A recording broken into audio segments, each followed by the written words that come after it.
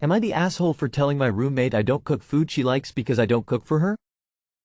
I, 21M, and my girlfriend, E, 20F, live together with a roommate, A, 31F. We all contribute equally to our monthly house food meant for everyone, not one specific person, budget. We can still have our own food, and as long as we communicate so nobody eats someone else's food. A couple weeks ago, I made myself and E some spaghetti with the house food. Just noodles and generic brand canned sauce, nothing fancy. Quick and easy because I was feeling lazy. I was at work until late that night, and myself and my girlfriend ended up finishing all the spaghetti. When I came home, she saw the dirty pot in the sink and made a comment about being sad there was none saved for her. I asked if she wanted me save some for her next time I made it, but she didn't really give me a straight answer. I got the feeling she wanted me to though, so I made a mental note to do that next time I made spaghetti and moved on. A few days later, I made some pork chops. Again, nothing fancy. E wasn't hungry and didn't eat her portion, so I offered it to her when she came home. She accepted. However, when she put the food in the microwave to warm it, she made a face as the smell hit her. She tried not to let me see, but I could tell she wasn't thrilled. She took the food into her room to eat, which isn't unusual for her, so I don't know if she finished it or what. Since then, whenever we're in the kitchen together and I'm cooking, she's been kind of hovering over my shoulder and trying to give me advice on how to season my food. And honestly, sometimes it's good advice. I'm one of those people who views cooking as a constant learning thing, so I don't mind taking suggestions. However, she gave me an attitude whenever I didn't do something how she wanted or liked. It was always subtle and unspoken, until yesterday. I was making spaghetti again. When I make spaghetti, I keep the noodles and sauce separate, so everyone can choose how much sauce they want. They seen me make spaghetti before, but this time she said I made it the white people way. I feel it is important to note that she is also white. She said I should mix the sauce in, and I told her that wasn't how I make it. She told me that she liked it better when it was pre-mixed, and here's where I maybe went too far. I told her I don't care how she likes it, because I wasn't cooking it for her. I told her that when I cook, mine and my GF's preferences are the only things I consider, because the food is being made for us, not for her. If she doesn't like it, she has her own food to make, and there is nothing stopping her from eating that. She got all huffy and stormed off, and later on E said my tone came off a bit angry. I wasn't angry, I was just stating a fact, but maybe there was a way to put it more gently? I don't know. I'm told that I can sometimes come off as an asshole without meaning to, that I have one of those resting faces that makes me look angry all the time even when I'm not. So am I the asshole? Edit. Made a post on my actual profile to clarify some stuff. Nah, as it sounds like y'all are all working a system that doesn't make sense. Like, if I contributed financially to the food you're cooking, I, too, would like to want to eat it lol. Y'all need to just have separate everything and cut the drama. Why do you have a house budget for food that you seem to be finishing? Of course she'd want a say in how something is cooked if you're finishing up all the food that she is contributing to. Just buy your own food. This system is clearly not working. Change up how you do groceries, you and your girlfriend buy your own and let her buy her own things like basics, condiments, spices, flour, sugar. Make community property. A is wanting someone to cook for her, that's the bottom line. You told her straight up, and many times people see being straightforward as rude, abrasive, etc. When I say something I say it, I don't use a lot of pretty flowery language. But that's me. Not the asshole. Well, she is paying for the food you use. So I feel like you guys need to separate your food budgets. I've had many roommates and we've never done a combined food thing. Maybe at most someone would buy milk or bread once, then someone replaces it, definitely not for things like spaghetti and pork chops. Esh. Because this setup is just stupid. I'd be annoyed too if someone was poorly cooking the food I bought lol. Why are you buying house food and then not sharing it? It would make sense that if I paid for pork chops, I would expect to be able to have one made the way I liked it so I could eat it. You guys need a better system. I think you all need to sit down and rethink the whole food dynamic. 1. If you continue to pay the food together, then you need rules. For example, the person cooking has control of the recipe without the other one hovering over their shoulders. 2. You pay the food separately. To each their own. You pay for yours, she pays for hers. I'd go with nah, leaning towards not the asshole, only because I think she is more of an asshole than you here. Nowhere you mention her cooking for you. If someone were to cook for me that often, I'd shut it and eat what is on the table. If I don't like what they are cooking, I'd cook my own meals. Am I the asshole for not driving until my overweight friend buckled her seatbelt? This is exactly as it sounds. My friend, 29F, and I, M27, decided to hang out, and I picked her up. I have a smaller car, but she is easily around 400 pounds. We drove around, watched a movie, and decided to end it with a stop by a local diner. We had a really nice time, and after we paid and got back in the car, I buckled up and noticed she was having trouble. She couldn't get the seatbelt to click into the seat, and I even tried to help her. It was close, but she started insisting that we just drive off. She was heavily embarrassed, but I was insisting that I was not going to leave until she buckled.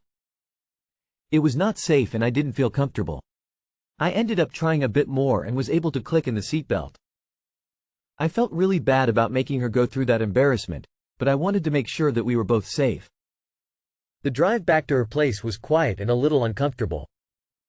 I tried to assure her that it was okay and that she didn't have to be embarrassed, trying to make her feel better, but she was brushing it off. We ended the night awkward and I felt really bad. Too long did not read. My friend couldn't buckle her seatbelt because of her weight, but I wouldn't leave until she did. It made her embarrassed and I felt really bad. Am I the asshole? Edit. Hey guys, I appreciate the comments. I think getting a seatbelt extender to keep in my glove box sounds like a great idea. And as for my friend, she is working on losing weight and has been for a while. This situation occurred many months ago but has been on my mind since.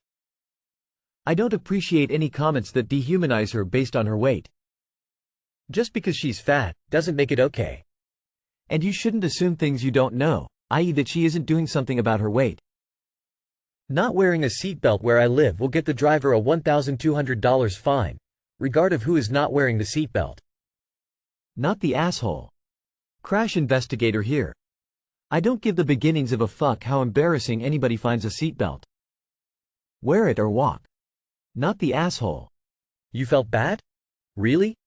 I bet your friend will feel bad if you get fined hundreds of dollars for driving with a passenger who doesn't have a seatbelt on. And I bet she will be very eager to pay you back that money too. Not the asshole. Not the asshole. It sucks that you had a problem with a seatbelt, but if you start driving with a belt not buckled, then you'll get a ticket for it in addition to your passenger. Not to mention the possible risk. Pro tip. If there's trouble with buckling the belt, make sure the seat is all the way back and then recline it. That gives as much space as possible to get the belt buckled. Then you can raise the seat and move it back forward again. Not the asshole. I won't drive until everyone is buckled in, either. One of my son's friends was overweight enough that he struggled with buckling the seatbelt, so now we keep a seatbelt extender in the glove box, in case anyone needs it. It's come in handy a few times over the years. Not the asshole. If you have a crash, the last thing you want is an unrestrained 400 pounds of weight bouncing around inside your car, and that's ignoring her own safety, which is important too. Am I the asshole for telling my sister's boyfriend to not propose to her? Update below. I, 28F, have a fraternal twin sister who is dating my fiancé's, 34M, younger brother, 29M. My fiancé and I are getting married in September. My sister has made several comments about how awful my new last name will be. She has also said similar things throughout her relationship. She told me that she could never marry her boyfriend because she just can't have this last name. I told her that she doesn't have to take his last name. There are plenty of women who keep their maiden name when they get married for various reasons. She disagrees and said that she doesn't want to keep our maiden name. She wants to have a traditional marriage where she takes her husband's last name. Last weekend she went with me to buy clothes for my honeymoon. While we were out, I asked her what if her boyfriend proposed to her. They've been dating for 3 years now and my fiancé told me that his brother was looking at engagement rings. I didn't tell her this but simply brought it up in regular conversation since we were shopping for my honeymoon outfits and she kept saying, "I can't wait to try on wedding dresses one day," and the like. She told me she would say, "Only if you change your last name." I told her that was really selfish of her to give an ultimatum like that to someone who loved her and wanted to marry her. She rolled her eyes at me. So I said, seriously, would you really turn him down because of his last name? And she firmly said, yes, I just can't have that name. So I asked why she was even with him knowing it won't lead to marriage, and she replied, I don't know. I just dropped it. Yesterday, her boyfriend came over to hang out with my fiancé and pulled up photos of rings to ask my opinion on which one my sister would like. I told him the truth. She won't marry him. That she will say no if he asks because of his last name. He asked me if she told me this and I told him yes. He broke up with her today. He didn't tell her why, but my sister knows it was because of me. Now my aunt and uncle, who raised us, are upset with me and said that it's going to be really uncomfortable at my wedding for everyone. But, wouldn't it still have been if he asked and she said no? Should I have just let it play out? Update. My sister is only upset with me because she didn't get to turn him down when he proposed and I ruined that for her. She's not upset that the relationship ended. She's upset that she wasn't the one who got to end it. Not the asshole. It's not about last name. It's about disrespect. She does not accept him as a person, but like a cartoon character judging him by his last name. IDK. It could be also genuine childish idiotism, which is not better. I hate such statements behind person's back. He deserves to know. Not the asshole, you saved your future Bill some major embarrassment. Not marrying someone just because of a last name is pretty harsh. Not the asshole, she's acting like a husband is a prop, not a person. What the fuck did I just read? She wants to be traditional and take her husband's last name, but only if he changes his last name to something she prefers. This has to be the most illogical thing I've read today. Not the asshole if this is true, which I seriously doubt. Not the asshole. No use wondering whether you should have said anything or not. What's done is done. Some people are always gonna find someone to blame shit on. Doesn't sound to me like they were meant for each other anyway. Have a happy wedding and let them deal with their own shit. Am I the asshole for telling my sister that it is her fault that she missed our grandfather's funeral? My 26M grandfather recently passed away after suffering from Alzheimer's for years. While it was sad, I knew he would be happier wherever he was going. During the planning of his funeral, my sister and I discussed who would attend, and she mentioned bringing her girlfriend. I've always been openly supportive of my sister, 22F, and her relationship, but our family isn't. They haven't met her girlfriend and aren't wanting to, so I didn't think it was a good idea. When I told my sister that bringing her girlfriend to the funeral would cause drama, she got upset. She said she doesn't feel safe without her girlfriend there. I offered to stay with her during the entire service if she felt uncomfortable around certain family members, but she insisted on bringing her girlfriend. She said they are engaged, so her girlfriend is basically family whether others like it or not. I told her it seemed like she just wanted drama and that if she felt she had to bring her girlfriend, she might as well not go because the funeral wasn't about her and her girlfriend but about our grandfather. My sister got very emotional, which made me feel bad, but I didn't think a funeral was the place to introduce her girlfriend to the family. My sister left and ended up not attending the funeral. It's been almost a week since the funeral, and I called my sister to check on her since we hadn't spoken much since our disagreement. She wanted to know about our grandfather's service, so I recapped everything. Then she started getting upset and saying she wished she could have been there. This made me angry because she could have been there, so I explained she chose not to attend because she wanted to bring someone to intentionally cause drama. This turned into another argument, and her girlfriend ended up taking her phone and hanging up on me, throwing in a jab about me being a bad brother. I feel like I could have handled the situation better, but I tried to offer countless solutions to my sister. Am I the asshole? You are the asshole. Your sister didn't create drama. Your family, and you, did. Your sister is just who she is and wanted to attend an event with her partner.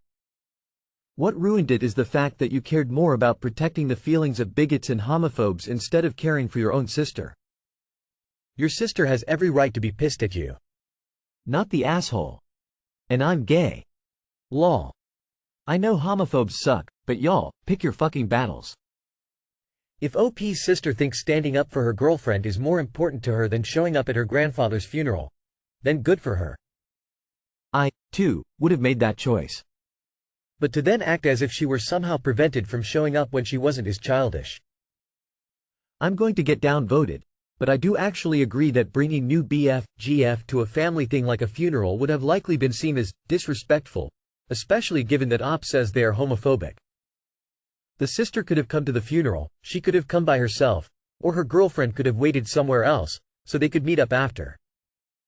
OP is not the asshole for suggesting what he did. You are the asshole. You claim you're supportive, but apparently that doesn't mean supporting her in front of the family. You're acting complicit in their bigotry when you should have your sister's back. Not the asshole. It's a time and a place, and a funeral was not it. You are the asshole. Because technically, it's your fault. You're the one that gave her an ultimatum. And honestly, I live for the drama and kinda wish that she didn't give a fuck about your feelings and brought her girlfriend to the funeral for giggles, face with hand over mouth.